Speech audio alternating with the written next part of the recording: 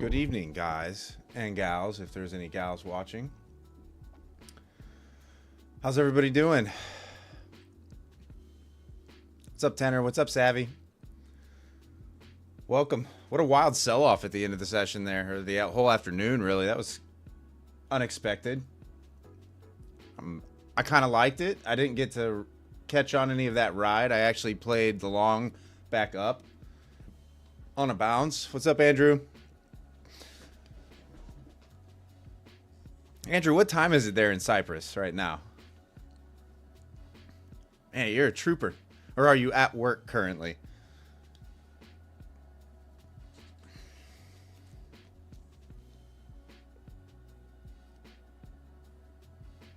$2:50 in the morning. Oh man.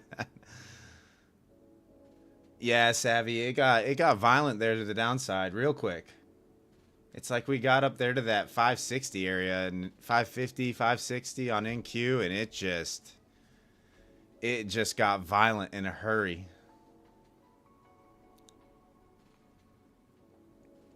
I mean, the level still played, right? Like, there's definitely, obviously, we just knifed right through 350, but, you know, you can still kind of see that you were finding buyers at support. So I'm probably leaning downside for the remainder of the week, at least until a gap fill. You can see on the NQ DOM, larger interest is to the downside now, actually, down into 20,800, which that's a move that I wouldn't mind seeing at all. Down into here, you know, retrace a lot of this move. My short entries would be 120 short down to like 21K tonight. Or if we get a bounce back up into like, I don't know, 190 to 220, somewhere in here, that would be another short opportunity that I'll be looking at this evening. I don't know if we'll get that kind of move. What's up, Mason? I don't know if we'll get that kind of move, but that's kind of what I'm going to be looking for. We're in no man's land right now. I'm not interested in a position at 150 where we're currently trading. So we're just going to kind of be chilling, hanging out, chatting for a little bit. See if we can get a move into a zone that we can execute off of. Because really it could go either way from where we're at right now. I can see us retracing some of this move back up, back above 200. I can see us dumping more immediately. So I'm going to be patient tonight. I don't know if I'll find a trade or not. It's going to have to be an A+ type setup.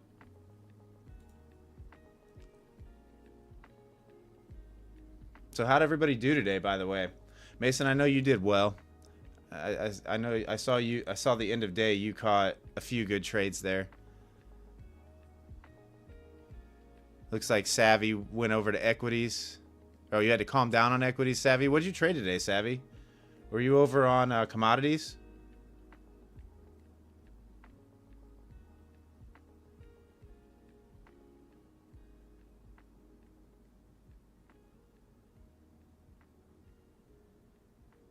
Sorry, guys, if I'm a little loud as well. My mic, I haven't adjusted my mic levels since Goose was on last night. I don't know why my mic went so quiet there for a little while during the stream.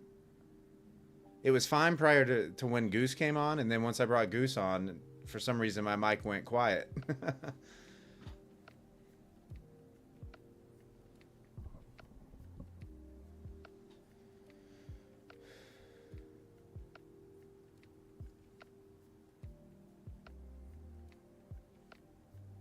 Yeah, Andrew, anybody who, so Mason can attest to that as well.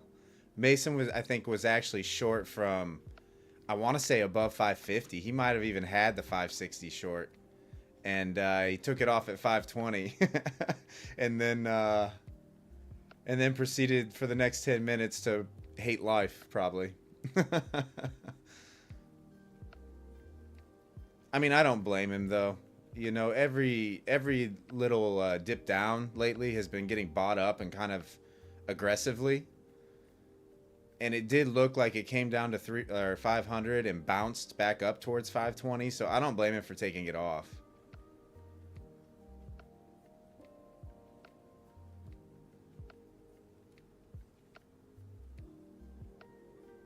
Thanks for tuning in once again, guys. I appreciate you.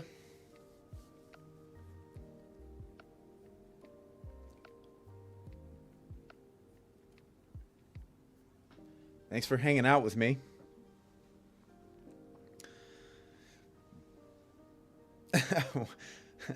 What's up, Sam? How are you?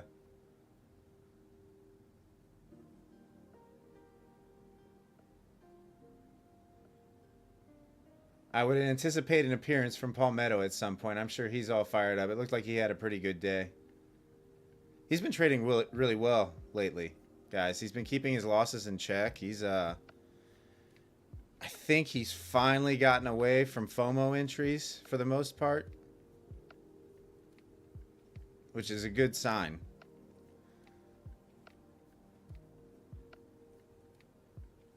People are still kind of filing in right now.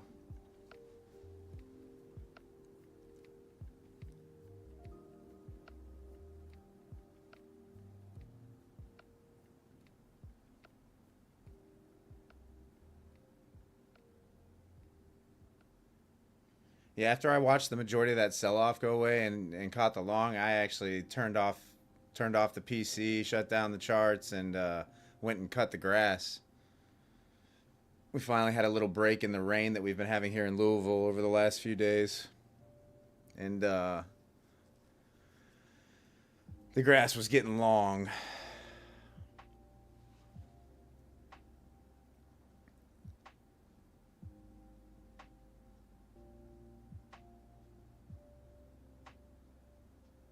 Looks like we got 15 people in here right now. Probably all members of the Level Up community.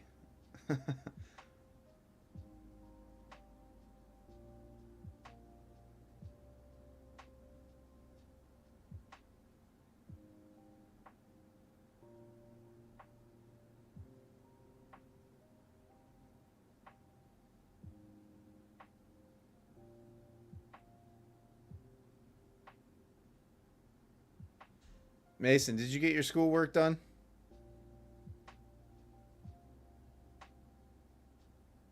I know you got a paper due here soon.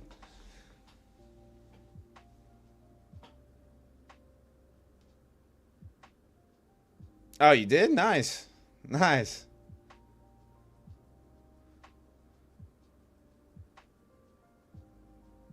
It was a good piece of work. All right. Was it on something that you're never going to use again the rest of your life?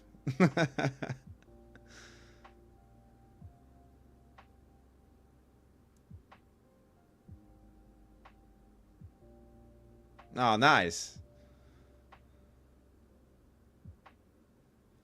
I sometimes forget that like college or uni work, those papers have like a word minimum requirement.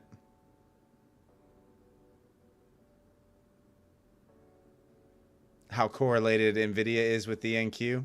Oh, it was that one. Okay, it was the one that you were talking to me about.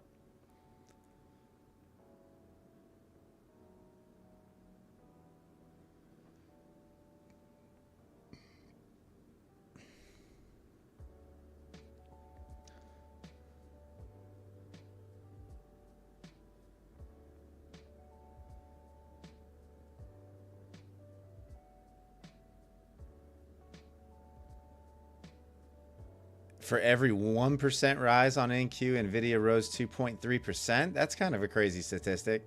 Not financial advice. I mean, I've been a firm believer for a long time that that yes, I think you should definitely look at NVIDIA for sure. Pretty much throughout the day just to see how it's trading. That and Tesla are the two that, like, if they're volatile, the more than likely the Nasdaq is going to follow suit, right? Like, their charts look very similar.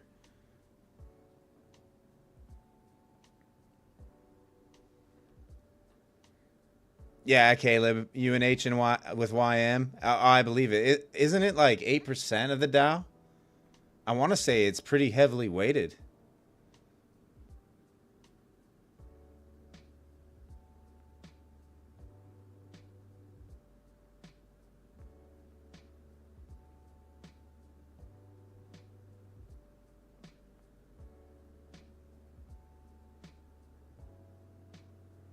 Yeah, 8%. Yeah. Yeah, those top weighted symbols, you definitely, whatever index you're trading, you definitely want to keep an eye on those and look out for news headlines coming out of those symbols, those companies for sure. I mean, there's going to be a reaction on each index when something comes out for those.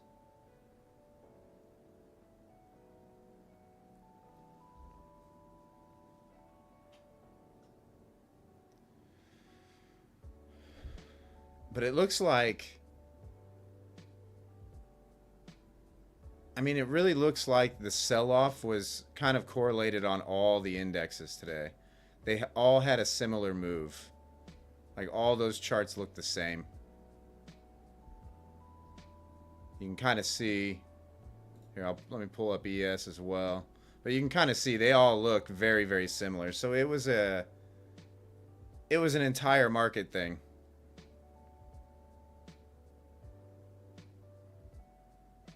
It wasn't like it was for the beginning of the week where, you know, the NAS was pumping and YM was kind of trading sideways. It was definitely a correlated move. What that means, I don't know.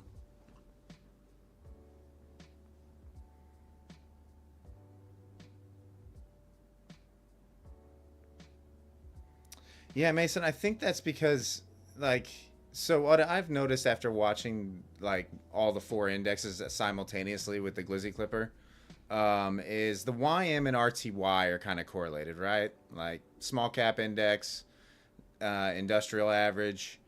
These are going to kind of move together somewhat similar.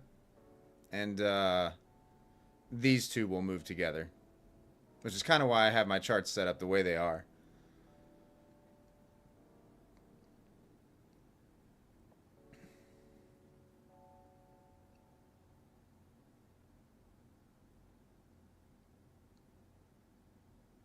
Yeah, that makes sense, Mason. That makes total sense. Looks like we almost got 20 people in here. If you're lurking, feel free to say hello in the chat. Also, if you want to support the channel, hit that subscribe button. We're trying to get to 1,000 by the end of July. That'll be a pretty good feeling when that day happens. I'm not gonna lie. I realize it's not what's up, Butters? I realize it's not that big of a thing, grand scheme of things, but it's something that Mason and I have been working towards for a very long time, and it's something that we'll be very proud of. You know, it's been a grind this first year, a lot of work. I mean, I'm not gonna lie, guys. For I want to say, for the last 6 months, between trading and YouTube content and learning how to edit and everything, I've probably been putting in, I don't know, 90 to 100-hour work weeks just to put out what we have now. So it's been a grind. Sometimes you're just exhausted.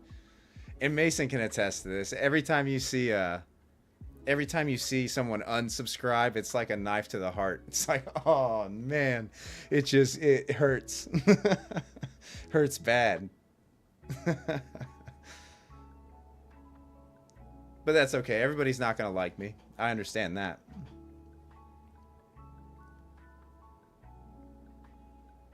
Yeah, Butters, because I still have to trade, right? Like I still have to take it seriously because that is my full-time job, right? Like that's how I make my money. So I have to make money. Hey, Brad. Nice. Yeah, you'll like the Level Up community. There's another free Discord, Goose's Discord. If you're not a member there, it's called Fred. We can guide you in the right direction there as well. Lots of good educational content. First time on the stream, Brad? Or first time checking out the stream? Not on the stream. I'm on the stream.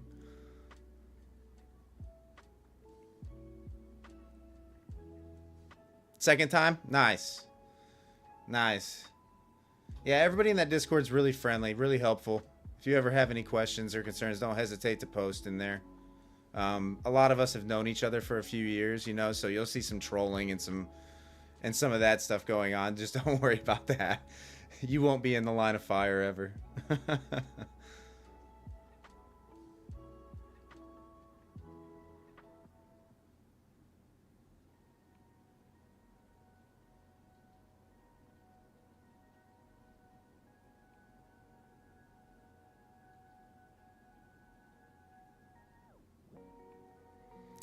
Yeah, Butters, like that. So there's been points in the journey, right? Like, cause we've been doing it for, I want to say our first stream was last July at some point. And that's really when we got things going. Man, if you go back, guys, you want a good laugh. You want a really good laugh.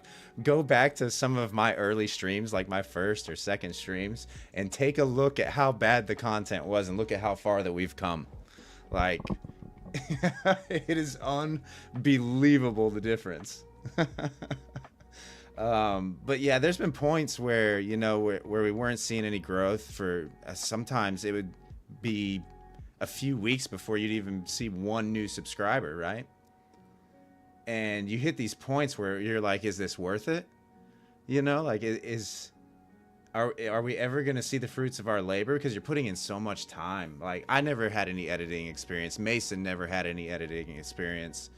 There was a lot of people kind of like asking for me to do this for a long time, really. Ever since I was posting my trading plans and good gains, I've had people asking for me to do something similar to this. So we decided to give it a shot. And I think we're finally starting to see the fruits of our labor, right? Like, it seems like we're picking up new subs almost on almost every stream that I do now, which is a good thing, you know, and double-digit subs at that. So, like, we're happy with the progress that we've made, but we aren't there yet. So we keep grinding. I'm kind of one of those people that sets goals and just refuses to not meet those goals and expectations.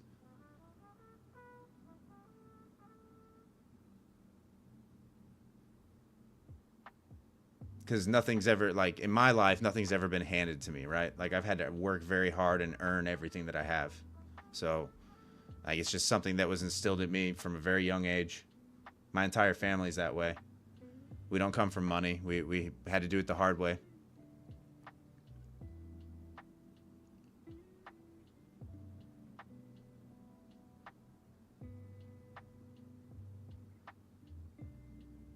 Yeah, Caleb, trading, and then I think that's why we all like trading, right? Like, if you're a hard worker and a persistent person, this is one of the hardest things to do, right? Like, it's very, very difficult to be a good trader.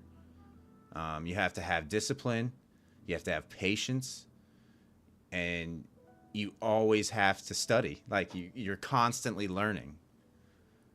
Which is a good thing. It's good for your mental health. Well, sometimes it's good for your mental health. ADD victims rise up. Yeah. Yeah. But I enjoy it, right? Like, I enjoy the challenge. I enjoy the challenge, and it hasn't been easy. So when you finally turn that corner to profitability and you could start earning a living off of just trading alone, like, the feeling that you get is unbelievable. It's unbelievable. There's nothing like it. I'd kind of equate it to almost like a professional athlete, a professional American football player, making it to the NFL and getting drafted. What's up, Martin? What's up, Chris? That's kind of what I equate it to. You know, you spend years crafting your strategy, finding out what works, what doesn't work, what symbols you like to trade, all that stuff. It's unbelievable. And then when you finally can say, hey, I can quit my full-time job and just concentrate on the charts and trading, that's an unbelievable feeling.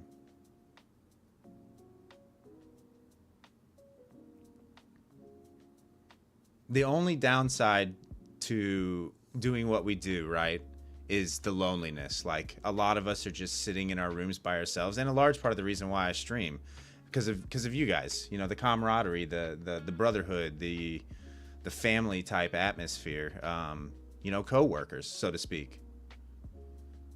So it's like you guys fill that void for me. You know, otherwise I would just be sitting here, because I don't have anybody in real life that trades. There's not a single one of my friends that I can talk to about trading. Because they just don't understand. Our language is a foreign language to most people.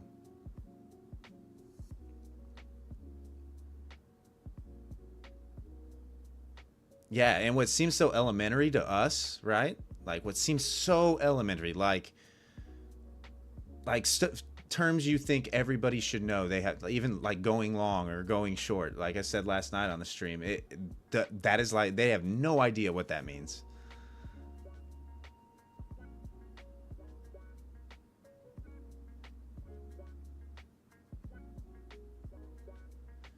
I think, Brad, so I think they see the potential, right? They just aren't willing to put in the time or the effort to see that potential realized. Do you see what I'm saying? Like they're too lazy. They're too lazy. A lot of the world is just lazy people. That's just how it is. If it's not rolled up, you're not my friend, Martin. All right. um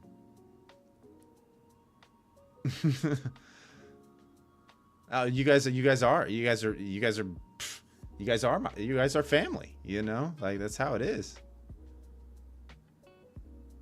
Saying fire emoji in response to a customer and had to catch yourself. Yeah. That's funny.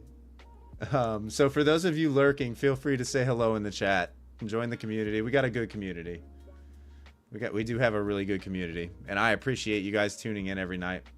So yeah, hit that subscribe button, hit that thumbs up button, help the channel grow. Let's get on the YouTube algorithm. Apparently we are starting to hit traders YouTube algorithms. Lots of new names coming in. What's up, Tony? So it's good. Like we're feeling good about the direction that the channel is heading. And eventually we will obviously put out more things than just live streams, more educational type content as well. Those things just take a lot of time, a lot of editing. And Mason, my editor, is towards the end of his semester in uni, as they call it in the UK. So I'm kind of easing off his workload right now so that he can concentrate on that. Honestly, I would never force him to do the work anyway, right? Like if he doesn't want to do it, he doesn't need to do it.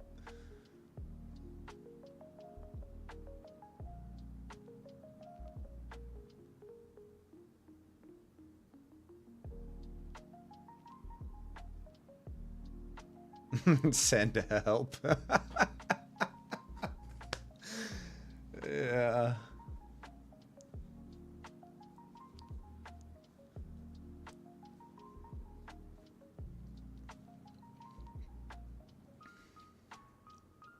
But yeah, trading it's very lonely. Very, very lonely.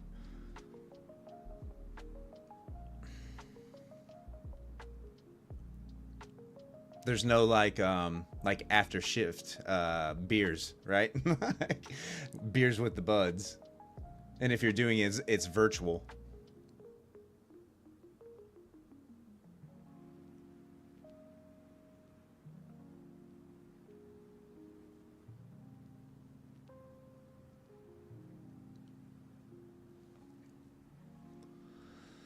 All right, we're on Kelp mid here. Let's kind of getting that move up that I wanted to see. I kind of want to see a little bit higher. I want to see like 190-ish, I would say. At least here.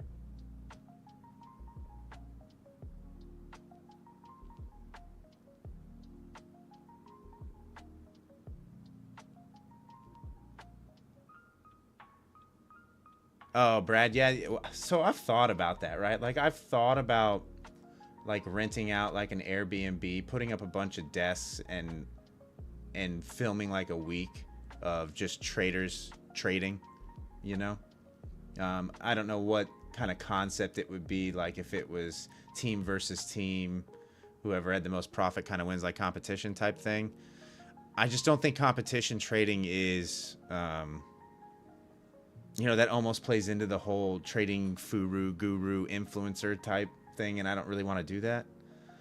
So I don't know how we would, what would be the premise of that kind of series, but I do think you're right, that would be fun.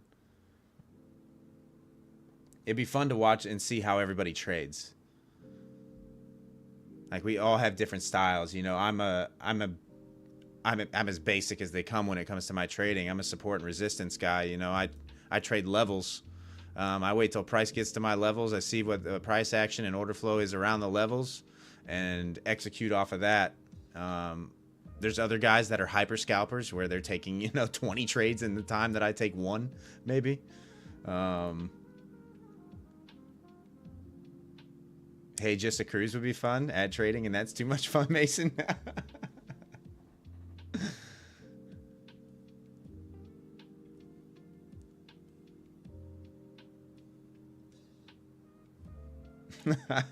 That's funny.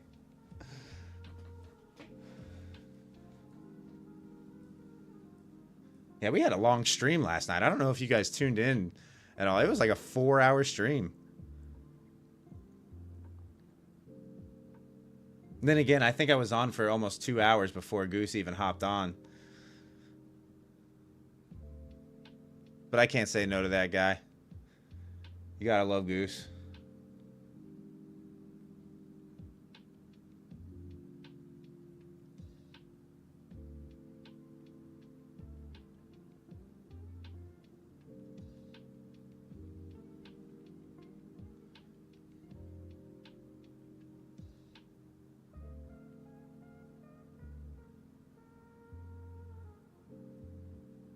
All right, we got 24 people in here currently. Thanks for tuning in, guys. I appreciate you.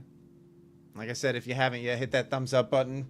If you're lurking, hit that subscribe button. Say hello in the chat.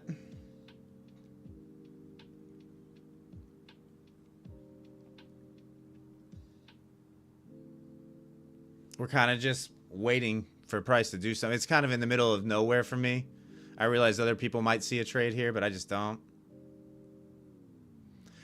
Chris, no, generally, right, like, you'd like to see at least a little attempt at recovery. Like I said, I would like to see up here into 190, 200.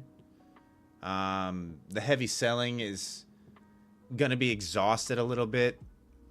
Like, it made sense to bounce where it did, right? Like, quick sweep, peak below these lows, these prior swing lows from, what day was this? The 19th. So 2 days ago. And then bounce up. And then we'll get a read when we come up into this level, right? Like, that's pretty much what I ideally would like to see. I don't like seeing price just knife through major support levels, right? Like, this move through 350 was kind of scary for me. I was like, okay, what is going on? I was searching for news headlines. I was sitting there, like, scrambling through Financial Juice, looking for everything to figure out what happened. And really, all it was it just came up into those prior swing highs and sold off, you know? Like, it's just... But it does feel like we could be in store for a pullback into the... Like, all these moving averages are kind of clustered together right now on the daily. It looks like we could be rolling back to come over here and test these. Or at least... I'd imagine this daily 20 keeps coming up, obviously, but it probably pulls back to that daily 20. But in a bull market, you will notice, right? Let me zoom out here, make this chart bigger so I can explain this a little bit better. Something that I always look at every morning, right, is to see where we are on the NASDAQ in relation to that red line, that daily 20 SMA. Because in a bull market, it likes to act as support. You can see how many times we came into it, touched it, and got a bounce, right? But it always wants to pull back into it. Every time we get back above, it acts as support a lot. So this is the first time that we've really accelerated off of it. I would anticipate us pulling back into that daily 20 SMA. And it's something that I would highly recommend that you guys look at every morning. Have it on your daily chart. Have all those moving averages, the 50 or the 20, the 50, the 100, the 200, just so you have an overall idea about where we're sitting currently.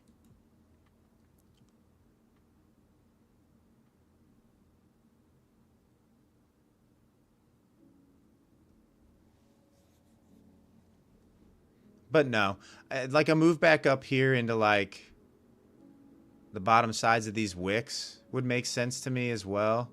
But it would also make sense to come back and test. I mean, 21K feels like it needs to get traded, right? At least. So I will actually be looking to see what happens in the 200 to 2, like 190 to 220 area, let's say. And if we see sellers step in there, which we now have this big block down here below 150. I don't know if they're spoofing or not, but somebody's trying to pull the market down, right?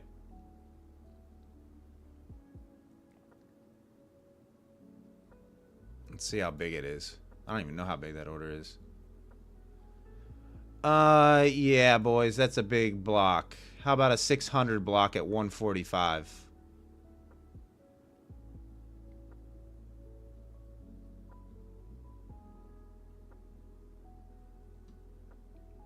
That's massive on Globex.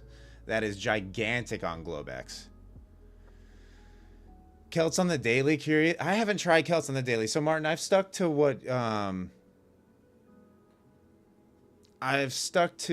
what Goose trades, right? Like I've only put it on the hourly because he's got the thing coded to a factor of 60. Like all his calculations are based on a factor of 60.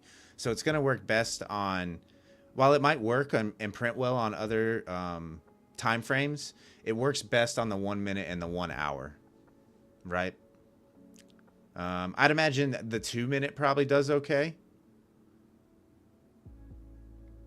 I'd imagine the 4 hour probably does okay.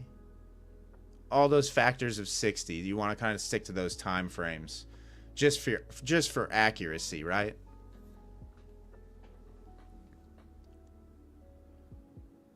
I don't know that I've seen a 600 block on the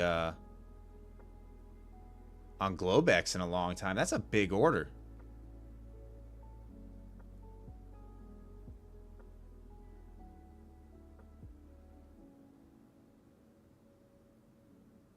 Like, you see them during RTH, but you don't see them. He's moved it up to 155. Mason, does this look similar? Are you watching this? Does this look familiar to you? Someone's definitely trying to drag the market down. And I don't know if this is an exit, right? Because we did see pretty big blocks to the top side. But I'm thinking, Mason, this might be him. This might be that guy that was spoofing yesterday up higher with big sell orders. Because I want to say it was a 500 block, and he might have thrown on another 100. Or she.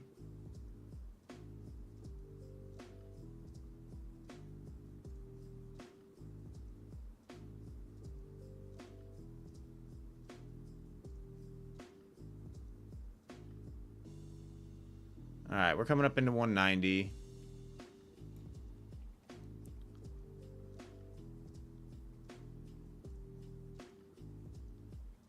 I need him to go away because he's making everything else look like minute. You can't really see what's going on here.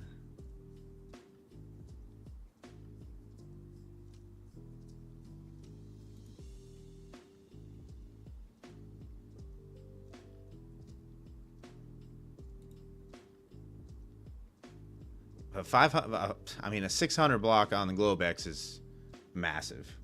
That's a big order. What did you call him, Mason? Are we calling him Paul? Is that what we were calling him? I remember you gave him a name. you gave the spoofer a name. Yeah, it was Paul. Okay. Yeah, Martin, it was Brother, I'm telling you, he moved his order around over 200 points yesterday. He just kept moving it around. As price would come down, right? He'd move it closer to current price. And then as price would bounce up and start magnetizing towards him, he would pull it up. He would move it up higher. He was just trying to drag the market higher. And it was working. That was the frustrating part, was it was working.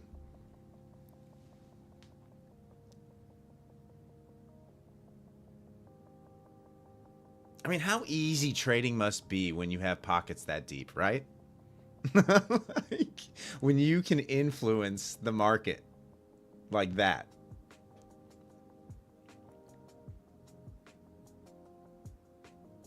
That would be amazing. It would be absolutely amazing.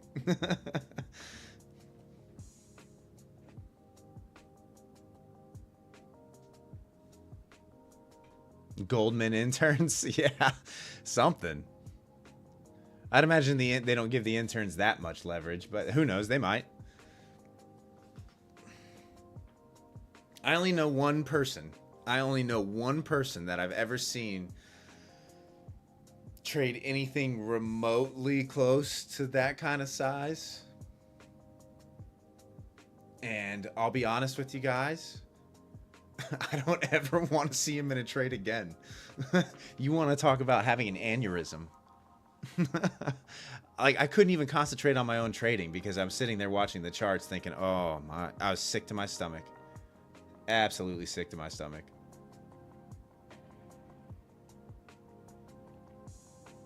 All right, we're in that 180 to 190 area that I was talking about. We kind of rejected off of it.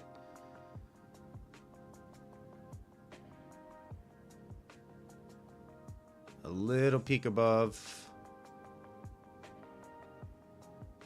Guys at 155 still.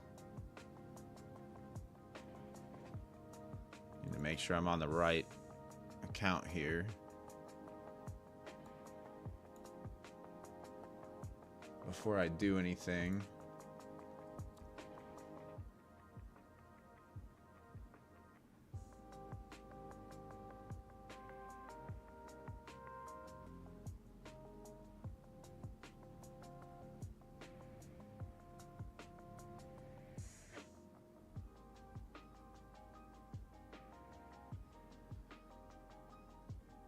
Paul's gonna give you your money back, Mason. You're short from 190. Yeah, I mean, it makes sense. You know, you came up here, tested this wick. You do expect a little reaction off that.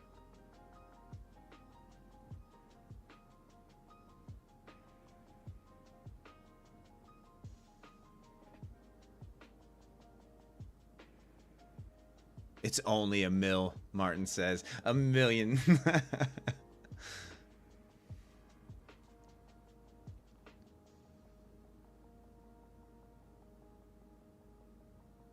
I mean, we are definitely getting a little pump action here.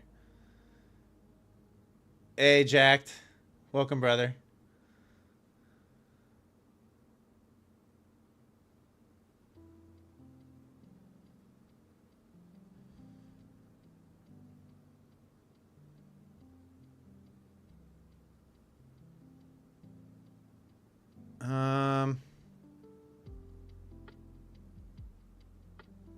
Finally, a little structure to work with. Yeah. I'm almost thinking about shorting this myself.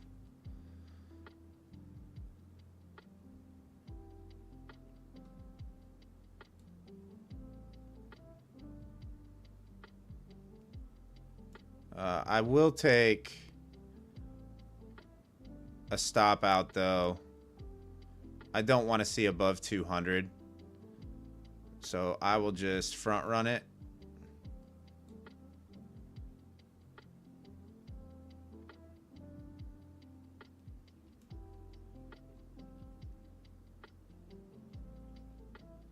There is this block up here just below 200 that's kind of could act like a magnet.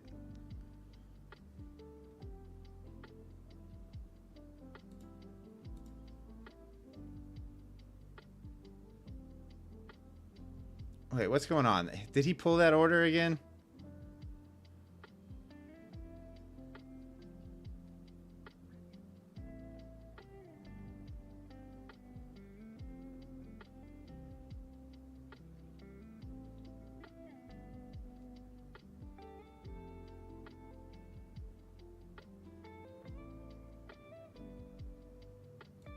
Alright, let's go. Let's at least lock something in here. Make sure we get something out of this at this point.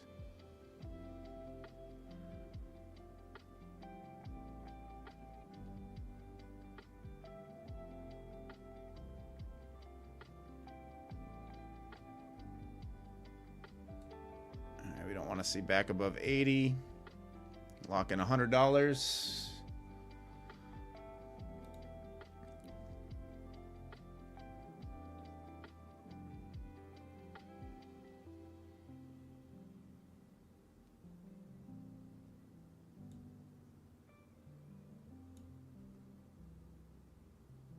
Oh, oh, come on.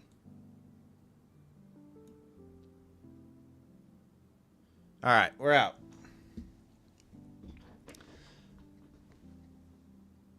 Maybe could have held that.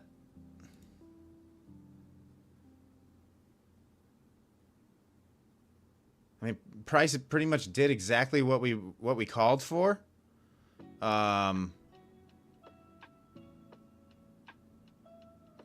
But with liquidity split on both sides right now, I don't know that I want to hold.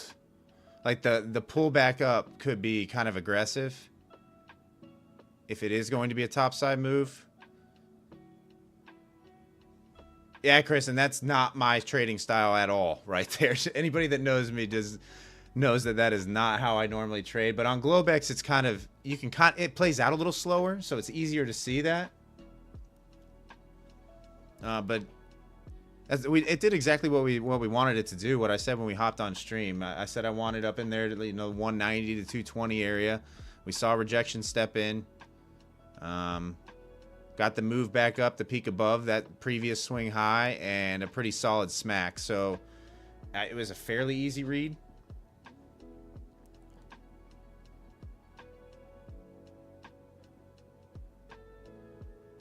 Overnight, you swing a lot more, Chris?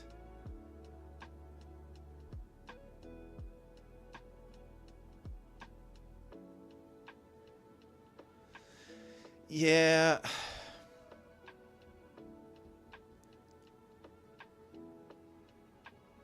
I want to say, I mean, we reclaimed the weekly lows right here at like 120 on NQ on 150, like, what was this, 115 ish, and we're trading above that. So I can see a move back up into like these wicks right here at a minimum, maybe. Like up around 21,300. I could see that happening, but with the violence that we saw this afternoon, I don't know if they want to continue that selling to try and fill the gap. I don't know. Maybe you're a better analyst than I am, but this gap here is still just like, it is in the back of my mind at all times now. That's a huge gap.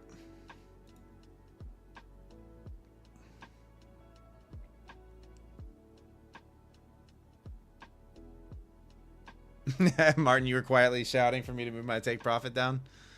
Yeah, I mean, look, guys, right now where we're sitting on current price, there's more interest closer to current price to the top side than there is to the downside. What scared me was that order, that 600 block pulled his order. Like, it's gone.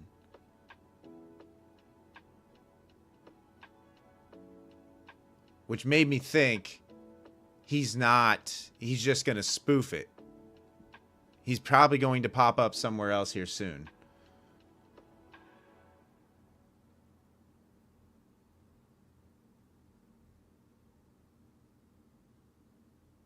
But there's also all this up here around that area, like, like 370 area, it looks like. It's probably not a lot of size. And definitely interest is to the downside, like I said. I mean, obviously these orders are a lot bigger and more than what's up here.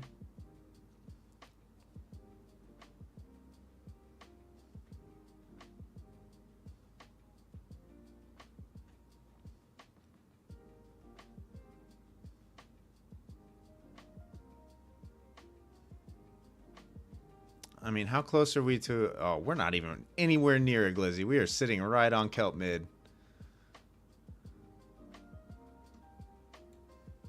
How are these other indexes looking right now? Pretty much the same.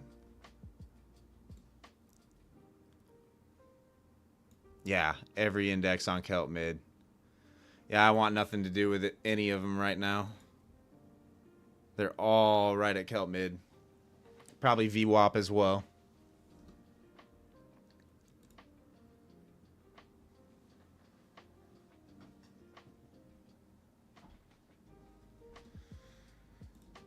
That's all right. What do we make on that? So for the session, it says I'm up.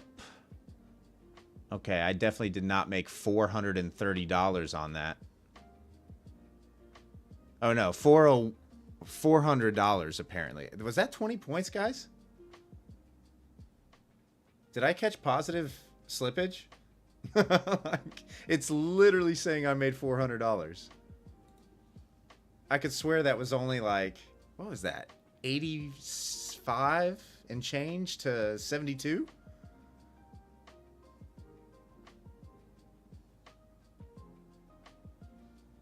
Yeah, that was only 13 points. I think that I might have just caught my first positive slippage.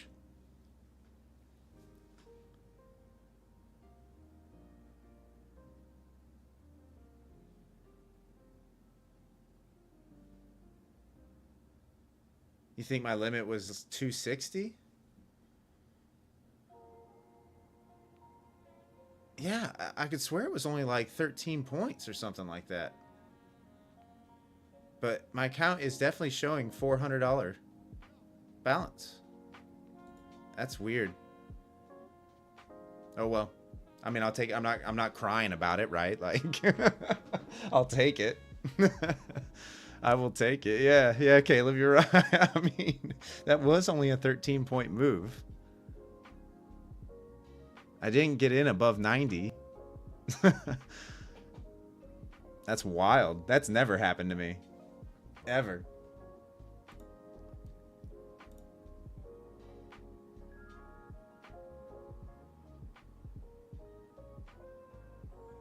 Uh-oh, it looks like Goose put out some new music. Everybody, if you're a member of Fred, go check out his new track.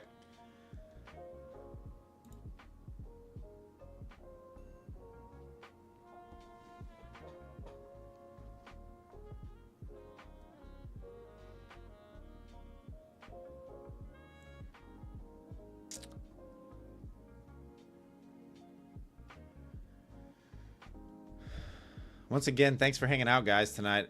I'm a little tired this evening. That was a long stream last night. I don't know how long I'll stay on this evening. I'm fine with $400 on a Globex session. So I'm not in any hurry now to get into another trade. But as long as the vibes continue to be high, I will stay on for a little bit. And if you're lurking and haven't hit that subscribe button yet, hit that subscribe button. What's up, SK? How are you? How was your trading day?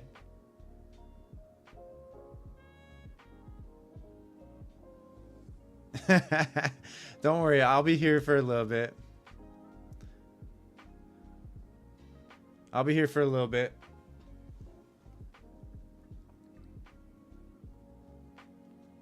We'll hang out. You'll just have to keep me alert and awake with the chat, that's all.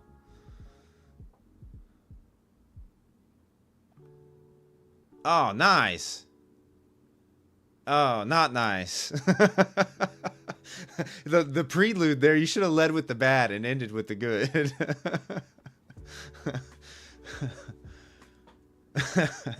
I was like, oh, nice, sweet, max 1500 and 2 combines and 1500 on top one. Ooh, SK. So you've heard the drama about top one, right?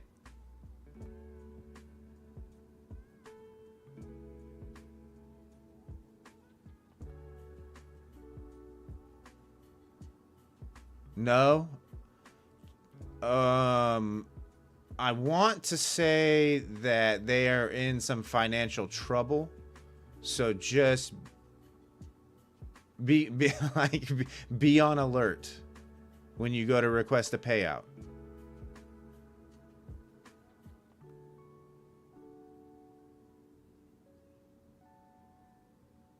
I mean, anybody else in the chat heard something similar? I want to say that this has happened over like the last couple weeks, right?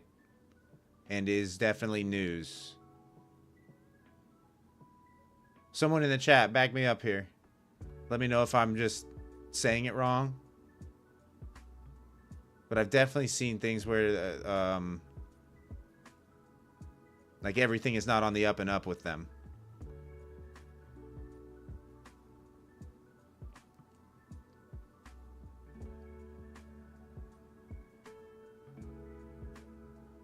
Yeah, I want to say, let's see here.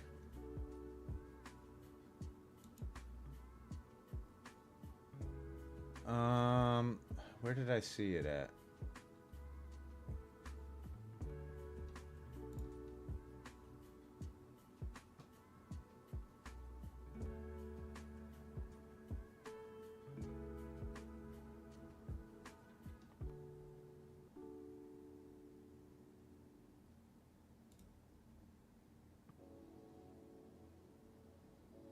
Okay, so it was actually Goose. He says avoid top one. Looks like they're going under. But this was like a week and a half ago.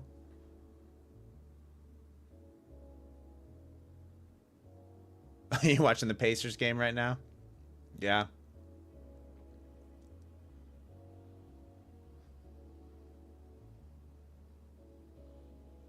Yeah, I want to say I've heard it from multiple sources that there's something going on. So just be on alert. He did get paid? Okay. Yeah, just when I start hearing things like that, I tend to steer clear.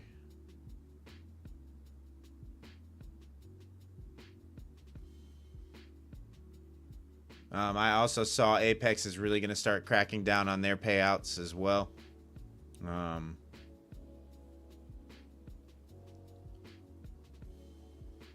OB, it's good. Okay, I mean, like I said, I don't know. I don't trade with them. I just know what I've heard from multiple sources.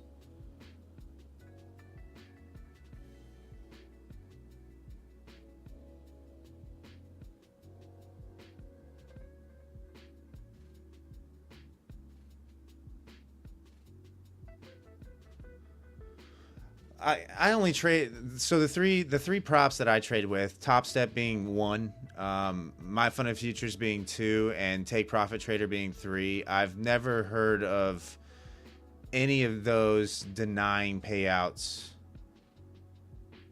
from anybody that I know, and that's why I trade with them.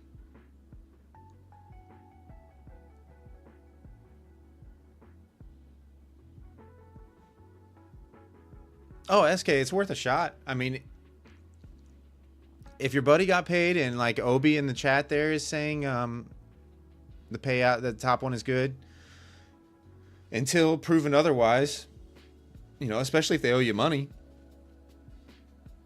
continue to trade it. If they prove that they aren't trustworthy, definitely get out.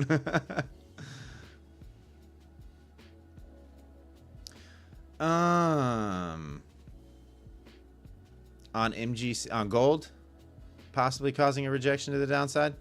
Chris, we were trading gold on stream last night. That was my first gold trade ever. I know nothing about it, and we were kind of just gambling.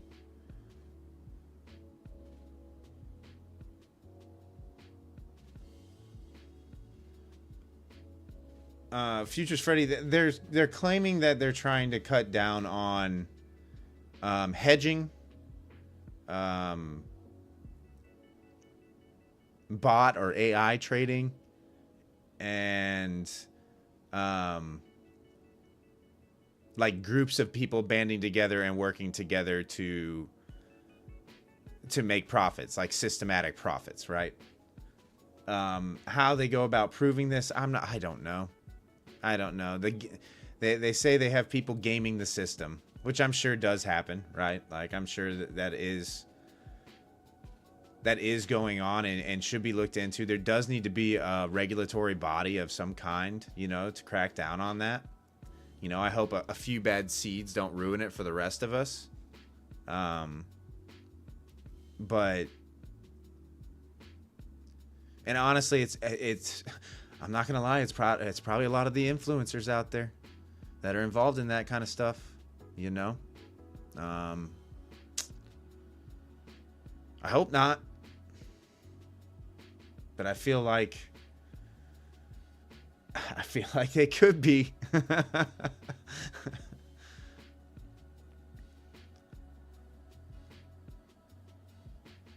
Apex did say they aren't going to be a part of the SRO, right? Like they did say that they are not taking Patak up on his offer or whatever, because they don't feel like the owners of the prop firm should be the regulatory body, right? Which is a good thing. That's a good thing. There should be a regulatory body of some kind, so that the few bad seeds don't ruin it for the rest of us and end up bankrupting all these prop firms. It's called the CFTC. Yeah, I mean,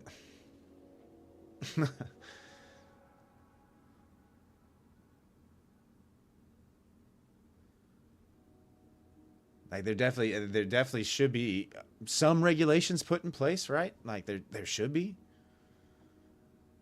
especially for those of us that are trying to do it the right way. And actually be good traders and use the props as kind of like a learning tool or a way to be a little more aggressive than you would on your personal account without having as much at risk.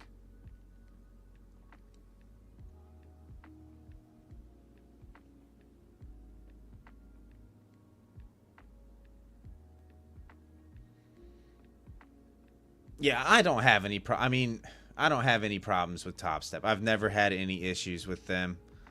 I've always gotten my money when I requested.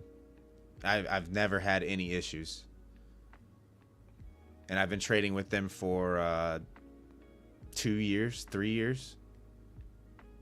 So I have zero complaints. The drama side of this industry is not for me. I don't get tied up in it. I don't watch Top Step TV. I don't watch any of these props. I know My Fun and Futures now has a live stream. I don't watch that. I don't really watch any like streamers, to tell you the truth. I pretty much just stick to my own trading during regular trading hours. I try to lock in. Especially now that I don't stream during regular trading hours. I try to just lock into the charts and do my normal trading.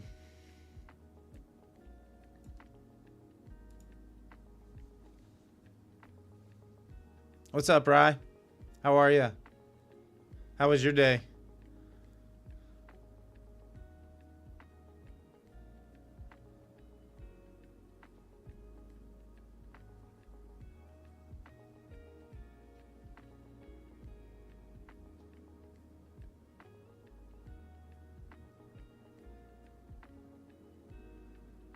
Set a new PR? Like, as far as dollar amount made? Please tell me you caught that massive sell-off. Please tell me, bro, that you had... Please tell me. 16 wins, 0... Oh, that's amazing trading. That's really good. Definitely not P&L. Okay. Yeah, that was a wild sell-off Brian. Like it was wild. It was heavy in a hurry. Brian's chill this week. Oh, is it Brian chill week? I mean, I kind of understand Brian, right? Like 81 trades in one day would definitely have me saying I need to chill out. You did catch the very end of it. So I caught a bit of the move back up. I caught an 80-point move back up. And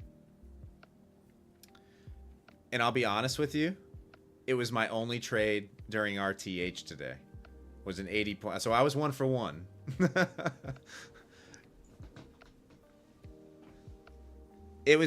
So Brian, right? Like, you know how I always talk about break and retests and look for that kind of setup, right?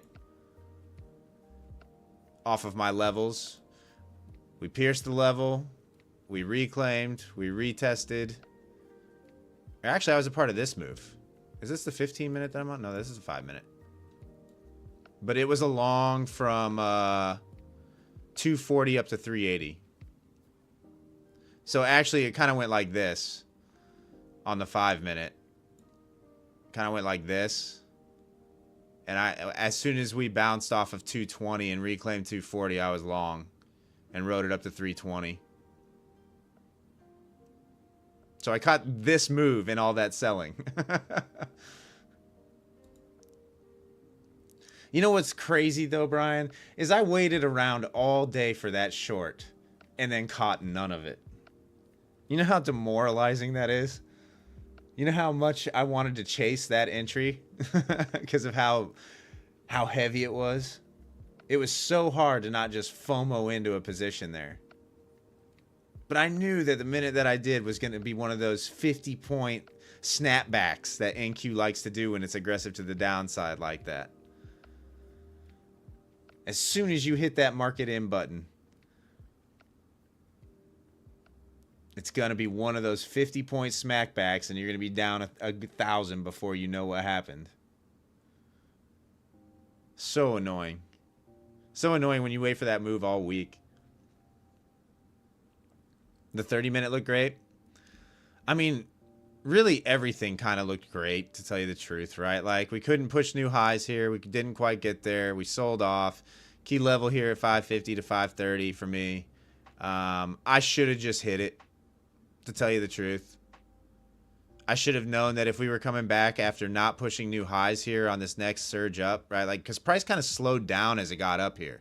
In fact, Mason was even asking me at around this point. He was like, does this look like a short? And I'm like, no, because we were printing glizzies here too, if you recall right. We were printing glizzies here, and he was like, does this look like a short? It looks like a short. And I'm like, not yet. Wait for another leg up. I was like, there's kind of some absorption still going on from the buyers. Like, you saw aggressive sellers stepping in. You kind of saw it getting absorbed and not making much downside. So I told him to wait for the leg up, and I want to say he was short from 550 and got out at 520. Oh, that's a bitter pill to swallow.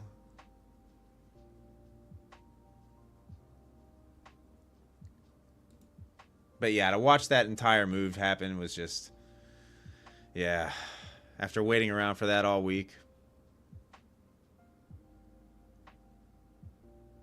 Yeah, it does happen, Mason. You're right. You're right. We move on to the next, for sure. For sure.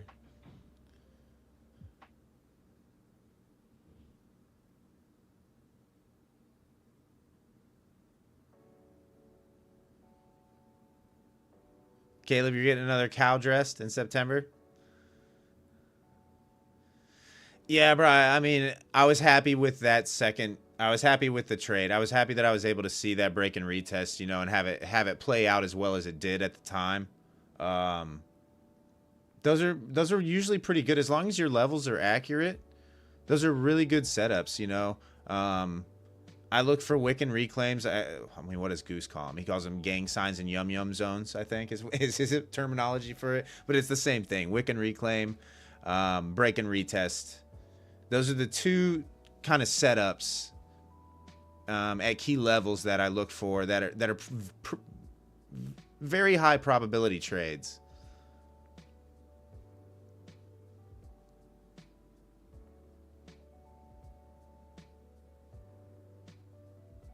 It's kind of quiet on a Wednesday in the stream, guys. I have a feeling a lot of people might have gotten wrecked today.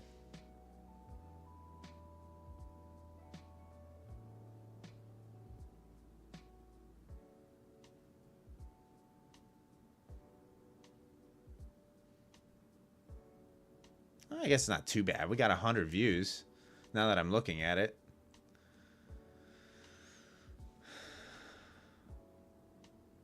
I know SK is watching a Pacers game. Yeah, SK, it would have been pretty easy. Traded small, up 500 on the day. Tony, that's a great day. We take those. $500 a days. I mean, where are you going to make that at another job? You know?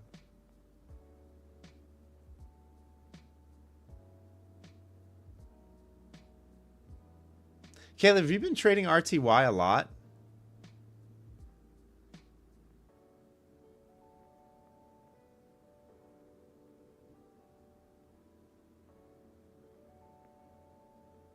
You were traveling in the backseat of a truck, needed more monitors, Brad? Oh, yeah. How are you liking it? Like, I've seen in Fred, like, you've been trading it pretty well. I haven't quite figured it out. It seems to move a lot similar to YM than it does to, like, the NAS or ES.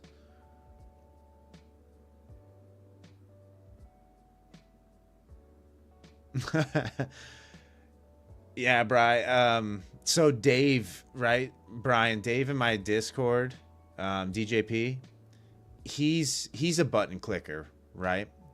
And his trading, since he went to just trading a personal account and not so much props, has really slowed down, and he's become more patient, right? And taken far less trades, and his trading is so much better because of it. So much better. Like, his equity curve is, I don't think he's had a losing day in like 3 weeks. Don't get me wrong, it's not massive gains or anything, but man, that's what we like to see.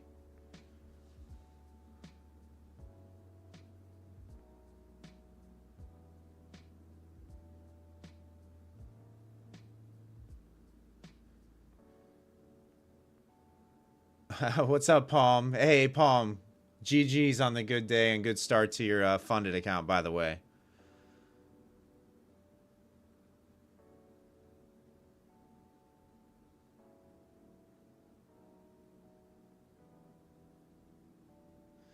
$500 a day, like, you just have to keep it in perspective, Tony, right? Like, $500 a day is really, really good money. If you're making that at your job, that's great. Most jobs aren't paying that. That's great. But the consistency at $500 a day over a long period of time, right? Like, if you're averaging that, eventually your account will be able to go 2x leverage on your trades. So your trading doesn't change, right? Like, the trades that you're taking doesn't change. It's just your sizing that changes. And then that's when you see the real progress, right? Like, if you're a 1 mini kind of trader or a 1 micro kind of trader, you know, eventually you double that. And that's where you see the progress. So your setups and your strategy doesn't change. It's just your leverage changes.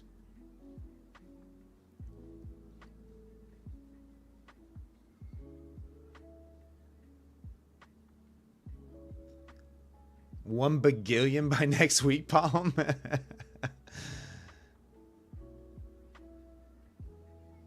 Yeah, Tony. So that, like, I don't know. Are you trading 1 mini right now, or are you trading micros? So the hardest leap, and every trader will tell you this, you're trading micros. Okay. So the biggest, how many micros are you trading? Like 3, 4, 5?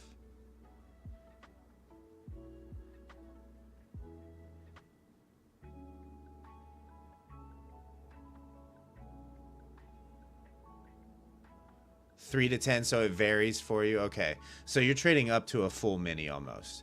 And then I would assume you're scaling in, scaling out, since you're trading that many contracts. Are you going all in with 3 and maybe building a position from 3? Okay. So because you're pretty much already trading almost a mini, right? Like you're almost there. But the biggest leap that you're going to find is going from 1 mini to 2 minis, right? Like that's going to be the hardest step in the journey of sizing up. And you definitely need to have your account at a point where you're comfortable doing it as well. Going from 1 micro to 2 micros is one thing. 2 micros to 4 micros is another thing. 4 to 8 is another thing. But going from 1 mini to 2 minis is going to be the hardest step in that process. Hey, Chris, nice call on the upside, by the way. If you're still hanging out here.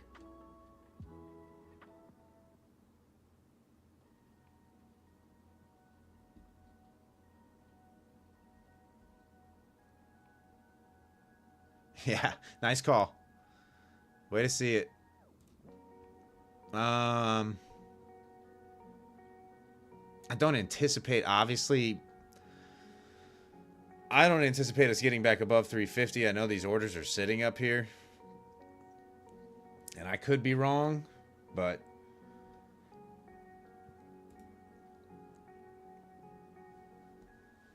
I have a feeling the rest of this week is going to be volatile.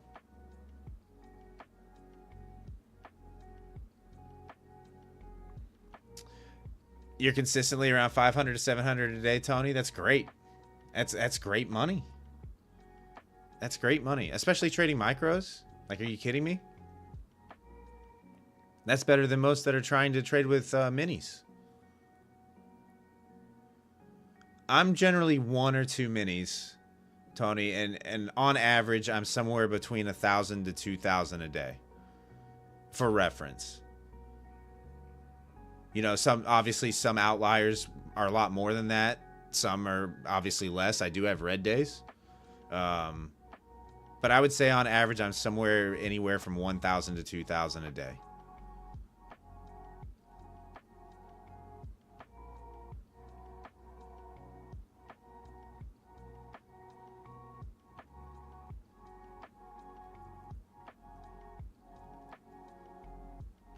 And I guess everybody that's known me for a while could probably has seen that.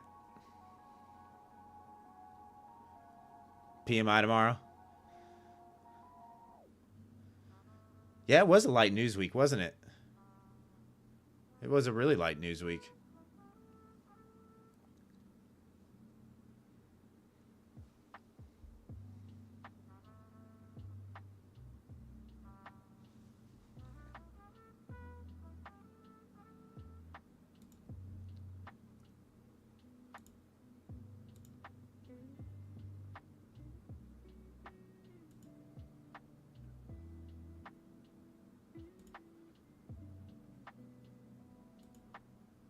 Hey, thanks for tuning in tonight, guys. If we have any lurkers in the chat, feel free to say hello. Hit that subscribe button if you could. Sorry, I'm just looking at something real quick.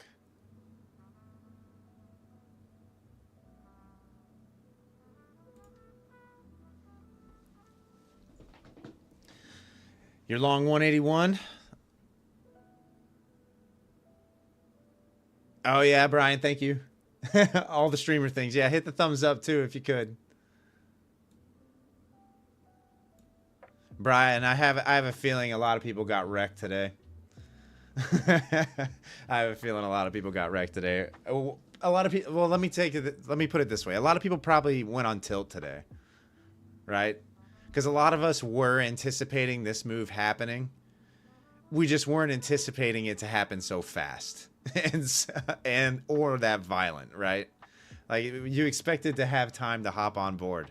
But if you really didn't hop on board up here at the top, I mean, what are you doing?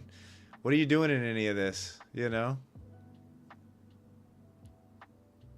I think if we pulled up like even a 1 minute chart, let's look at a 1 minute chart. But if you go down to like a 15-second chart, right?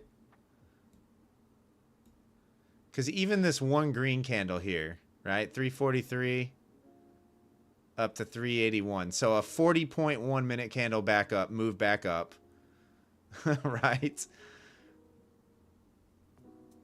And it happened on like multiple occasions. 1 minute buy back up, 1 minute big sell. 1 minute buy back up, 1 minute big sell. 1 minute buy back up, 1 minute big sell. Like it happened really fast.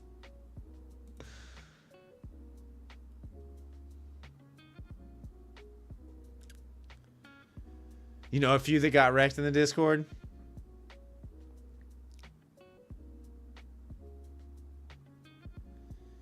Yeah,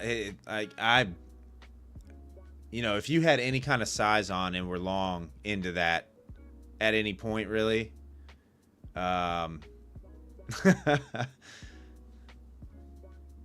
you were in some trouble.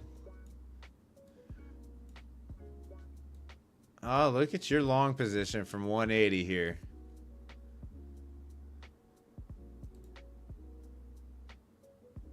Trade Brigade. Oh, nice, Chris. Yeah, I've never even checked out Trade Brigade.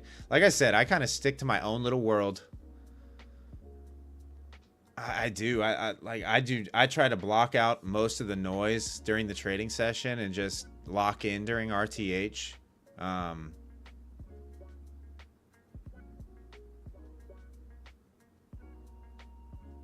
I find that when I watch a lot of other traders during the day, it kind of like creates doubt in my mind as to what I'm seeing, and usually my reads are pretty good.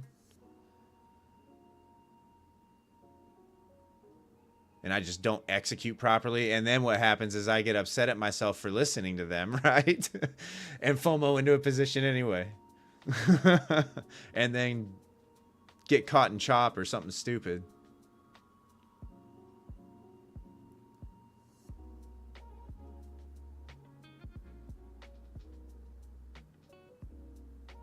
Unfortunately, today, I think I can show it now that the trading day has passed. Right. Let me But guys, just for reference, I do I know most of you know, but I do write a pre-market trading plan every morning in the Discord. It's kind of like, this is the way I say thank you to the people who support the channel and purchase this channel membership. You know, I think it's $5 a month or whatever, but they have access to my free my pre-market trading plans. My key level was 240 this morning. Entry was going to be 250 on holds above 240. Targets long were 300, 350, and 435. Target short, if we fell below 240, short entry would have been 220. 171 would have been my first target. 120 and 21,050. But you can tell by the charts, it just never got to my entry price. Like, it just, this morning before the pump, like, it just didn't get there. It didn't quite get there, so I didn't enter, you know? Even though I knew that this was the move, if we held above here, price just never got there to give me the read that I wanted to see, unfortunately.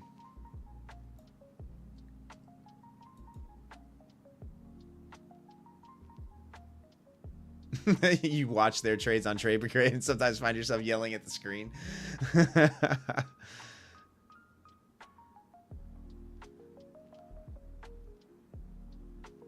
But today I was just a little bit off on my read and missed the move because of it.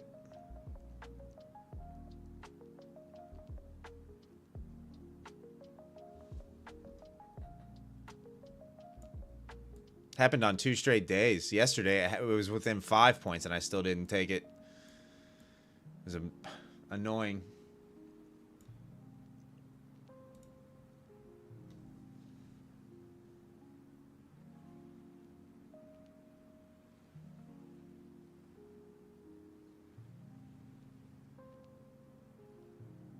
Nice, Tony. Yeah, the bounce back is key, right? Like after a bad day, to have a good day afterwards. It's when um, that bad psychology just continues to build. When you don't put a halt to it, where things get out of control, that's when accounts get blown, and that's when emotions creep in as well. And we don't want our trading to be emotional.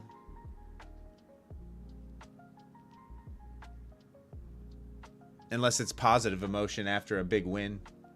But I'm not gonna lie. So guys, tell me if this affects you the same way that it affects me. I really don't feel anything after a big win, unless it's like a really really big win, right? Like, because I've hit so many, $2, $3, $4,000 trades that I almost don't feel it anymore when it happens. And I don't know if you guys have that same thing where like you're almost just numb to that sensation. Pedro, the difference between price. So a mini is 10 times the size of a micro. Is 10x a micro contract.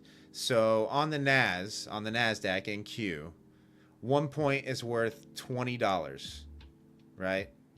1 point on the NAS is worth $2. Like if you're just beginning how to trade, Pedro, I would suggest starting on micros. And you can make a lot of money on micros. I mean, look at Tony. 500 a day. Micros.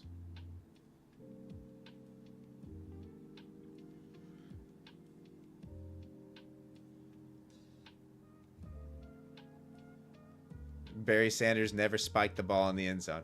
Chris, funny story. Funny story about that, right? Barry Sanders. So when I lived north of Detroit, right? Like really close to the old Pontiac Silverdome where the Lions used to play their home games. And oh, you made 1,500 with micros, Mitchell? That's GG's. And when we first moved to Detroit, I was young at the time, but my brother and I would ride our bikes around the neighborhood. And wouldn't you know, 8 doors down from us lived Barry Sanders. In the most modest home in the entire neighborhood, right? Barry Sanders lived 8 doors down from me in Michigan. And it was the most modest home in the entire neighborhood. It wasn't a whole lot, and I'm pretty sure it was just his in-season house, right? Like he only lived there during the season, because I want to say he was from Oklahoma or something like that. I want to say he was from the South, but no joke, the guy was as humble as could be. No joke. Like what you saw on the field, his demeanor on the field was the same as it is in real life.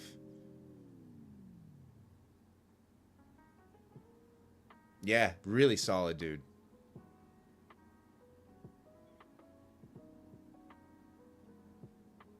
Tony, yeah, like I grew up in Rochester Hills. I'm a Detroit pro sports fan.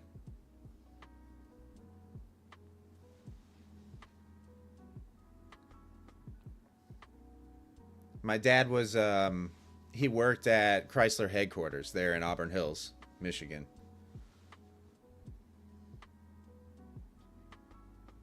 Oh, you made the trip over to Ford Field from the west side?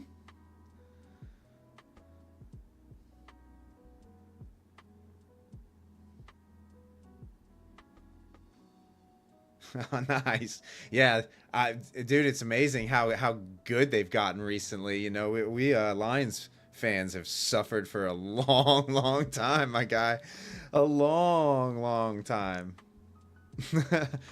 But I mean, yeah, Tony. I mean, we're Lions guys, you know.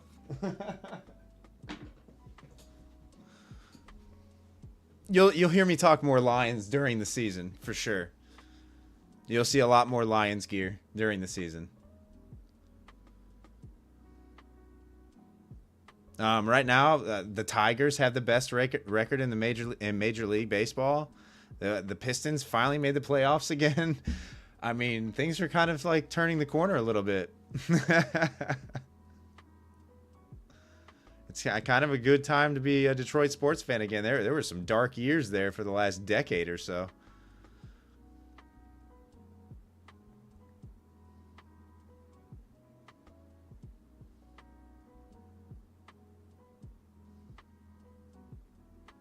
But yeah, no, it was fun living there because like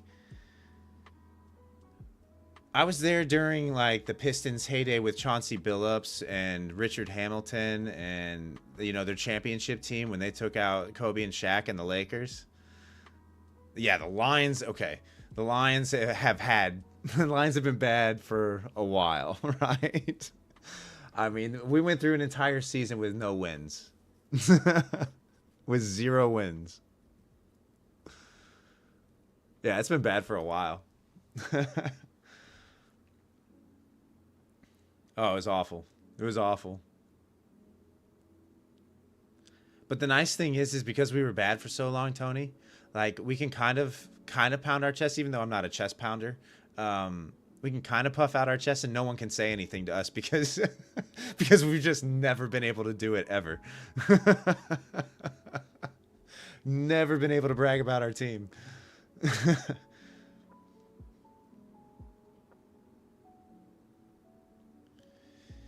Yeah, Tony, like I don't know if I was more salty about that one, right? Because I kind of think our OC had already made his decision that he was going to leave and go to the Bears, and he just didn't have his head in it.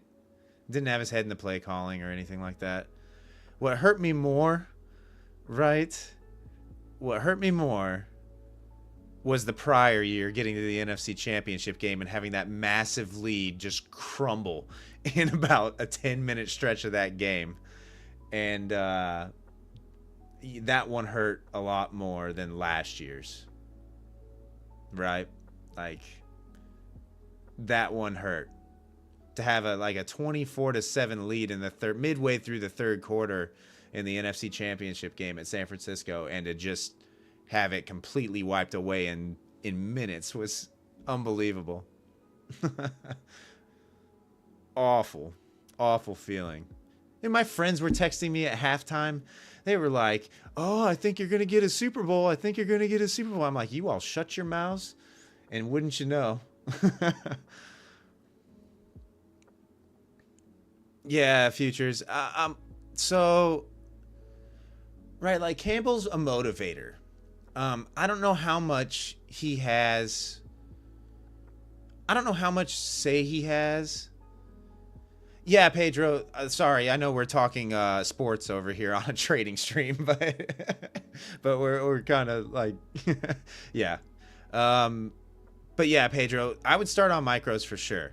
I mean, chat, help me out here. If you're just beginning to learn, definitely start on micros, just so you have a feeling of how quickly money goes.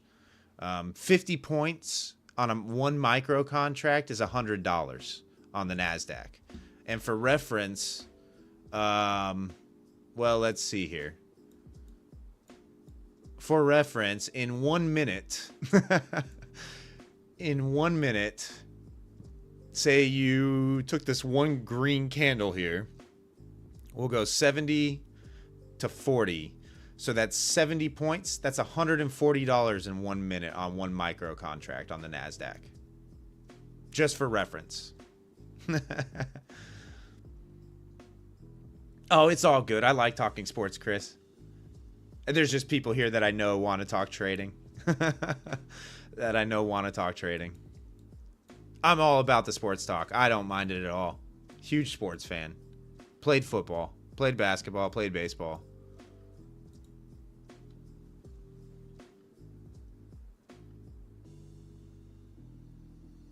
Yeah. Yeah. Pedro, that's why we say just start with micros. Learn with micros, develop a strategy, something that you trust, one setup that you can see over and over and over again, and then practice that one setup, right? Don't overcomplicate it too much in the beginning. Don't get bottled down on all this indicator chasing. Just find something that your brain clicks with. Look for one setup and try to trade that one setup with one micro. And then when you have success, you scale up. Yeah, Chris, I'm right there with you. I paper traded for 2 years before I ever risked real money in the markets. I studied for 2 years and paper traded for 2 years. But the key is you have to treat it like real money too. Like, you can't just gamble it. You have to treat it like real money as well. You have to treat it like it's a live account. Otherwise, you just don't learn.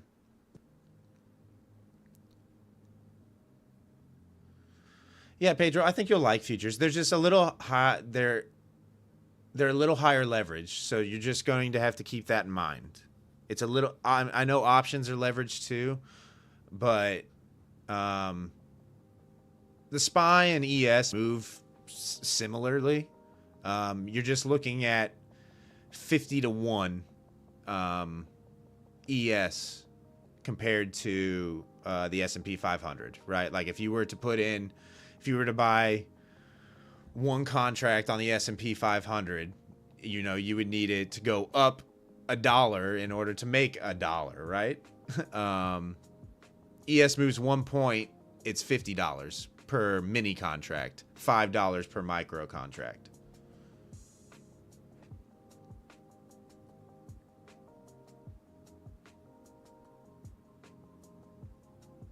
Yeah, Jack. So I saw too many traders do that same thing, right? Like they start trading real money because they see how quickly it is. They get lured in by the influencers out there.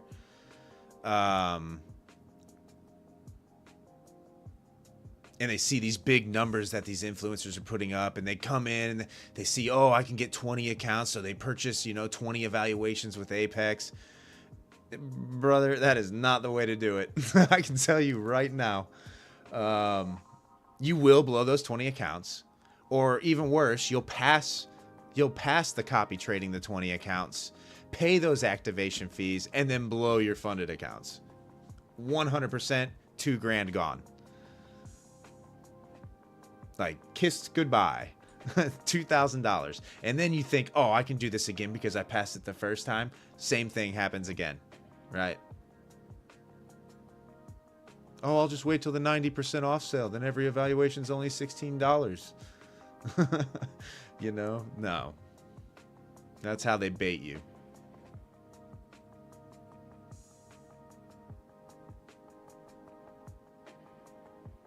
It's a really bad thing that goes on in our industry. Like, it really is a bad thing.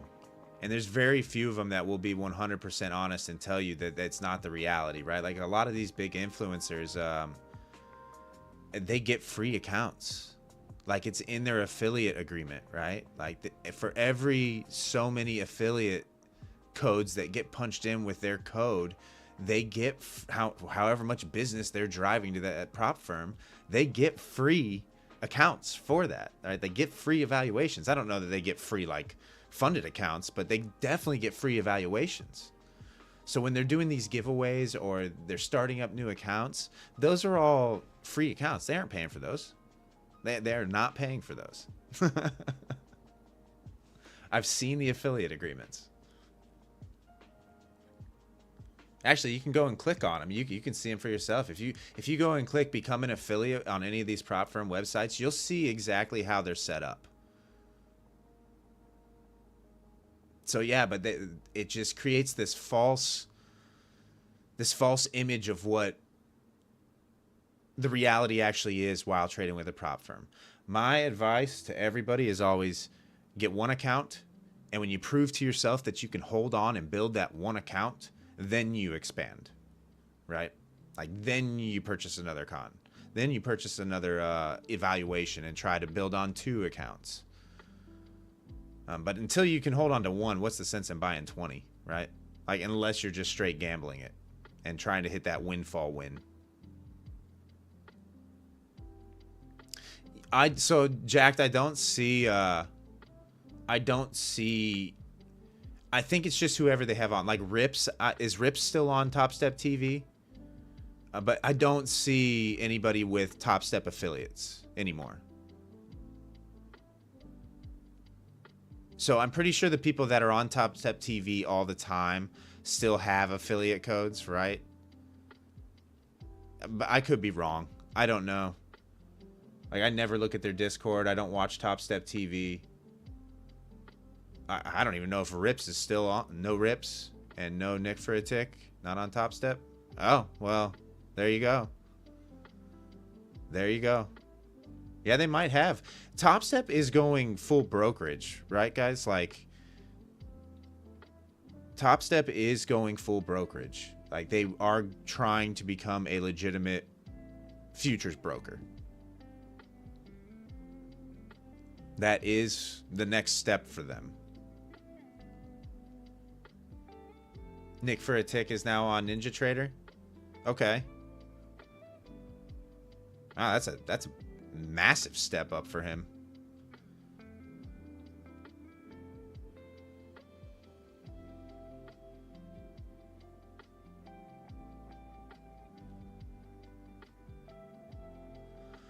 Like Rips has like a mentorship program and all that too, though, if I'm not mistaken. Right? Like, I'm pretty sure he has his own website and everything, and a mentorship program. One of those where you watch him live trade kind of subscription type things going on.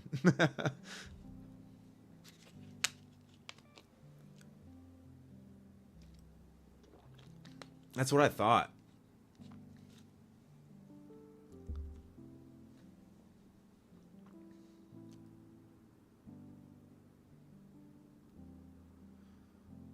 Yeah, I don't even know. I don't even know who's on Top Step. I would assume, obviously, Dakota's probably still on there. He's a really good trader. I don't really know much about the other guys other than being former floor traders on the CME. But I do know that in my Discord, I see people post their house account or whatever, and that thing is always massively red.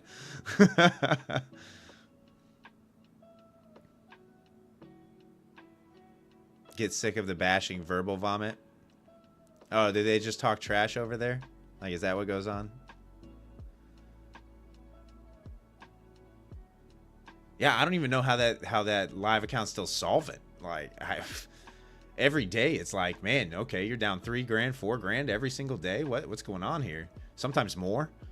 Sometimes 10 grand, 12 grand. Trash other streamers' lives. Oh, is that what they do over there? They just trash everybody? Like they're the only good show out there, streaming show out there? Yeah, that's not great.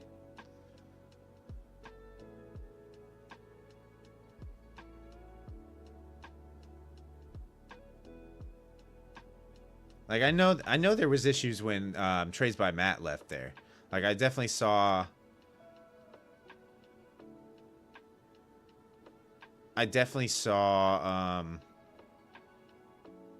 the dark side of Top Step there. You know?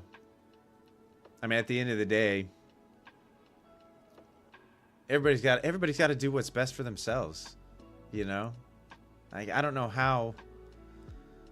Like, if they really wanted Matt to stay that much, match an offer. You know? Like, match an offer. So, yeah. That's the way I feel about it. Well, Tony, like, you say it brings in viewers for some reason. Yeah, so it does. People like to see drama. They like to see fighting. They like the drama. I don't know why. But people like it. It's almost like reality television, you know? I don't understand it.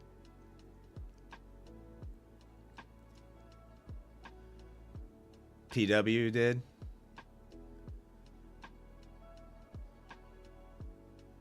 Yeah, I mean, he's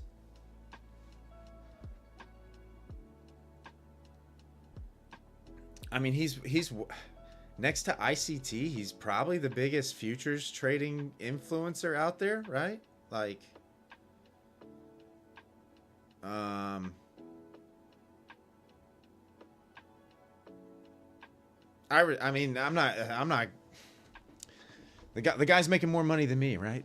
Like he's, I don't know how. I agree with the things he says and does. No, no. Like he and I are two entirely different personalities.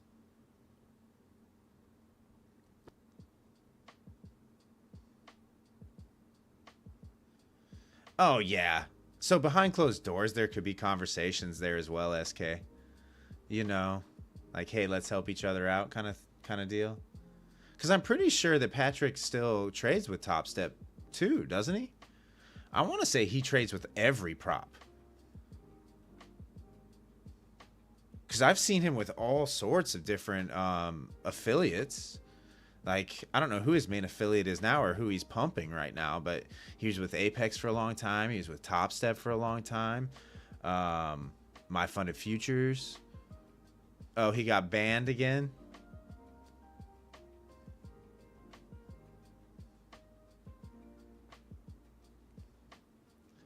Oh, yeah, SK. Okay. I mean, I get it. Yeah, like that almost boils down to the conversation that we had at the beginning of the stream. Is like I can guarantee that will teach you to trail a stop. What up, homies? R Dub, what's going on, brother? Um,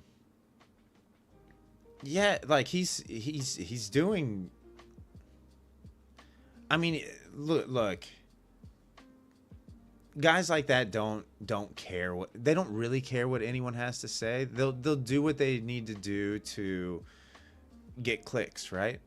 Like that's what it comes down to.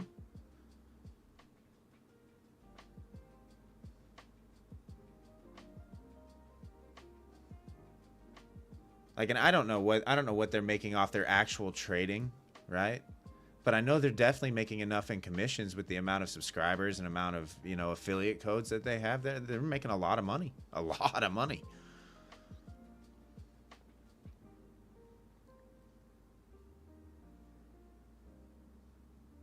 But I'm not gonna hate on anybody for the grind, the hustle, you know.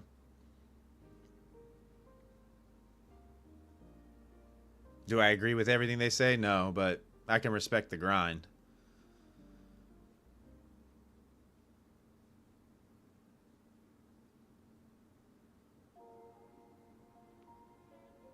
Yeah, RW, I'd imagine it's about that much.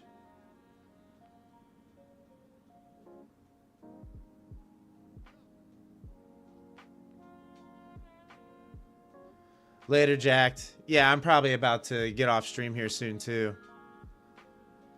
But yeah, I mean, I know what these guys, just simple calculations. I know roughly what these guys are making off, the affiliates alone. And it's not small chump change. And the larger ones, there's probably signing bonuses involved as well. You know, probably really large signing bonuses, like athlete contract type style signing bonuses. I mean, I don't know that for a fact, but I can guarantee that that's what's going on.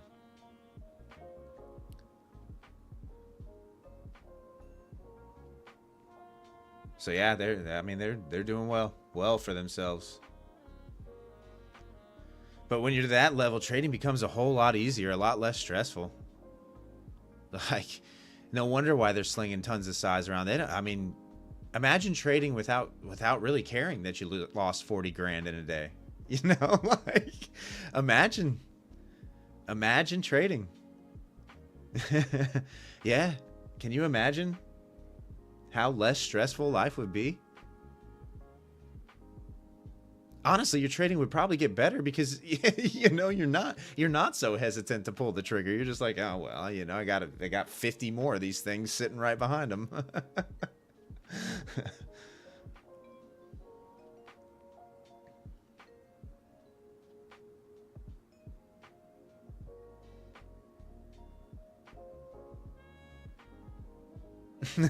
Trader Kane.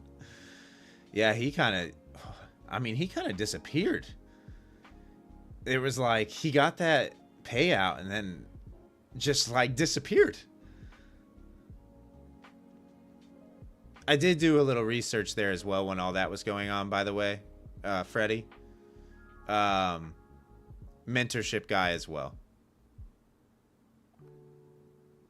He's paid mentorship guy. He deleted all his YouTube videos that he had out. Like his YouTube page is now like 4 videos or something like that.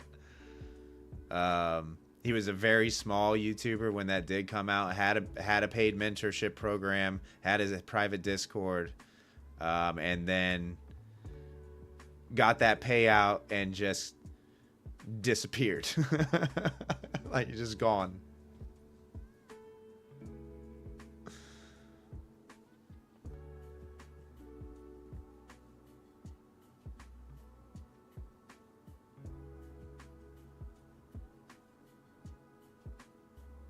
I think he even showed up right after the payout in Trades by Matt's Discord for a minute. For like 2 weeks. And then was gone from there too.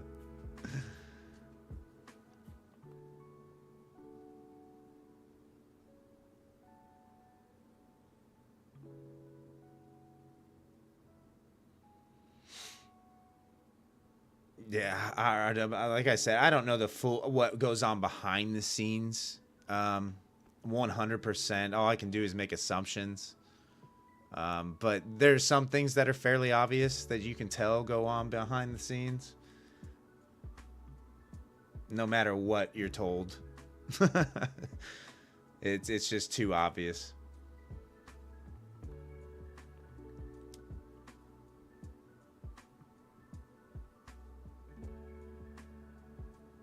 This is looking like consolidation.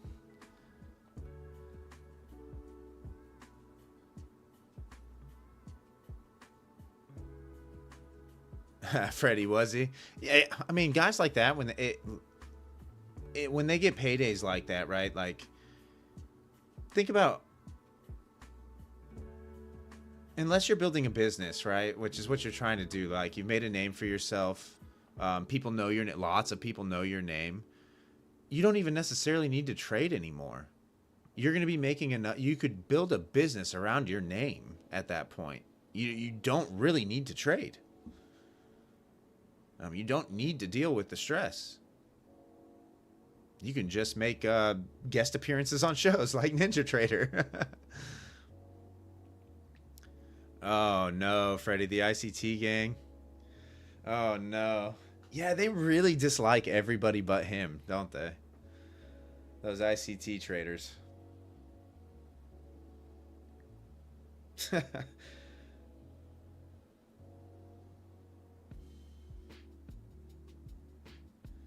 I mean, that man's a brilliant marketer. Let me tell you. That guy has taken over the trading educational space. I mean, literally every young kid trades ICT. When you go to and search for like new streaming traders, you know, like the smaller ones, they're all using ICT terminology. They're all using ICT setups. All of them.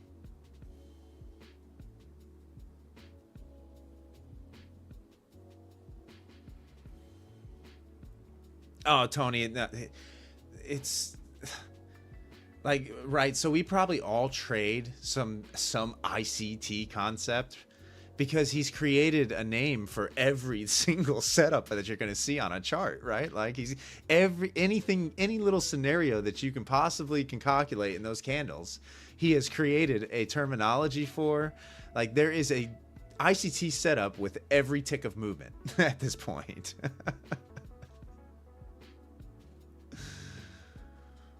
Yeah, RW, and a lot of them are things that have been around long before he was around, right?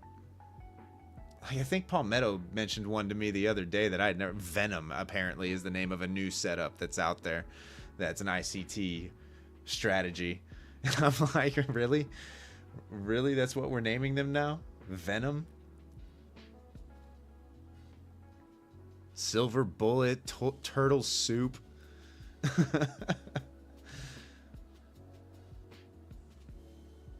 It's brilliant though. Like you think about it, pure marketing genius. Pure marketing genius. What's up, Porch? Have you been lurking this whole time?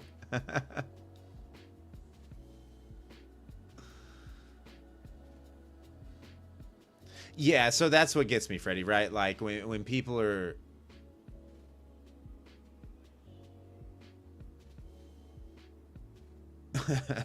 um sorry, I was reading the chat.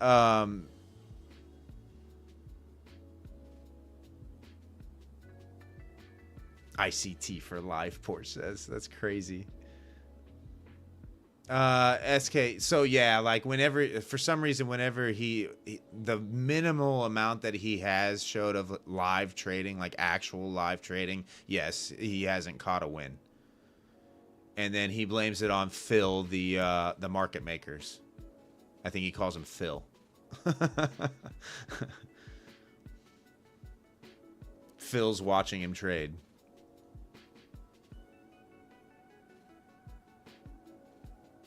Yeah, SK. Well, ICT, you know what it stands for, right? I can't trade. ICT. But listen, the truth of the matter is, if one of his concepts resonates with your brain and it allows you to see a setup that successfully works for you over and over and over again, by all means, use it. Whatever's making you money, use it. I'm not going to sit here and bash people because they learned through ICT, right? Like, I don't care. Whatever's making you money and whatever your brain recognizes in the chart saying, hey, okay, here's a turtle soup setup. It's worked for me 80% of the time. Let's try it. And it's making you money. By all means, use it. I'm not going to bash you for making money. I can tell you that.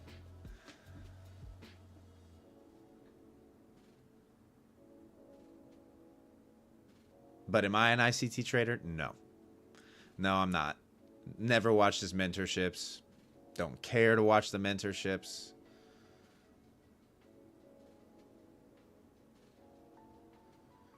Yeah, SK, and that's perfectly fine. That's perfectly normal, right? Like, some people need the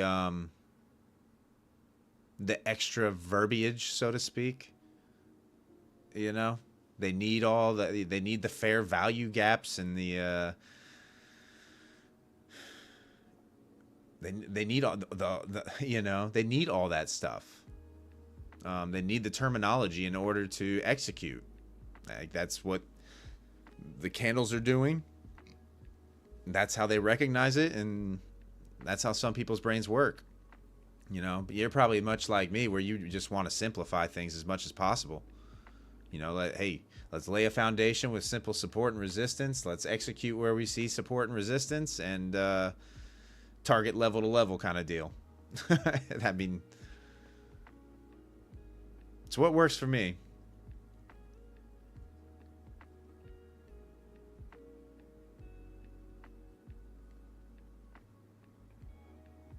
When you first heard the turtle one, Porch, you knew it was the way to go. Yeah, Tony, like I said, I've said it on many streams. Like, in the beginning of my trading, I was going down the whole indicator rabbit hole, and there just nothing was consistent. Nothing was consistent. I was seeing very little success. All of a sudden, I was looking at too many things. I had too many contradicting signals going on with all these different indicators. And I was like, dude, there's got to be something that I'm missing. So I stripped it all back, threw on some simple support and resistance. Well, learned a lot about drawing support and resistance, supply and demand on the charts. And wouldn't you know, price would gravitate towards those levels. Price would react at those levels, and price would move to the next level. And I was like, well, if this is how it is, let's just do this. Let's just make it simple, and then I'll add layers of confluence at those key levels so that I'm not looking at nearly as much, right?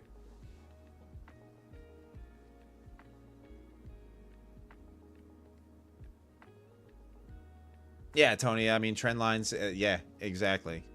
Exactly. I don't really use trend lines. I see them on my charts. I don't draw them on, but yeah.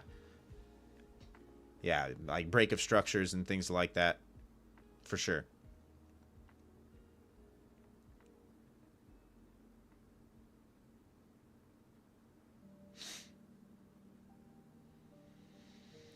Well, guys, I'm getting a little sleepy. Been on too much noise. Yeah. Information paralysis. That's exactly right. Like you have so much going on in the brain. There's so much confusion. Trading's hard enough. It's hard enough. Why make it harder than it needs to be? You know. Um,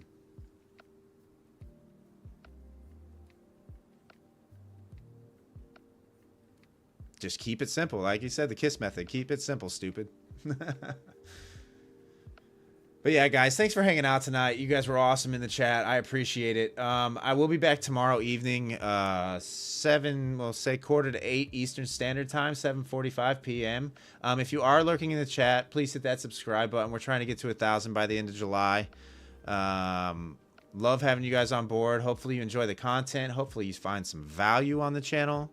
There is a free Discord as well that you're more than welcome to join called Level Up, with a link in the description down below. And until, I guess, tomorrow evening, guys, peace.